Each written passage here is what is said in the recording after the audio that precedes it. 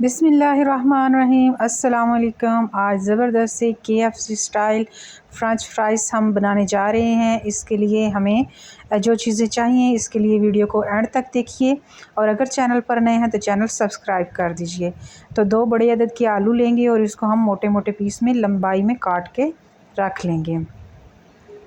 आलू हमारे काट के तैयार हो चुके हैं। अब इसमें बाकी इंग्रेडिएंट्स डालते हैं। बहुत ही सिंपल और मज़ेदार सा बनता है। इसमें कॉर्नफ्लोर डाल लेंगे। आलू को काटने के बाद मैंने अच्छे से धो लिया था। कॉर्नफ्लोर डालने के बाद अब इसमें हम नमक ऐड कर देंगे। नमक ऐड करने के बाद इसको अच्छे से हिला के कोट कर लेंगे और इसको पानी नहीं लगाना, बिल्कुल खुश्क रखना है। और इसी तरह ऑयल गरम करके इसके अंदर डाल लेंगे। तो जब ये इनका कलर चेंज होने लगे तो इनकी साइड चेंज कर लीजिए। इसी तरह इनको गोल्डन ब्राउन होने तक पका लीजिए।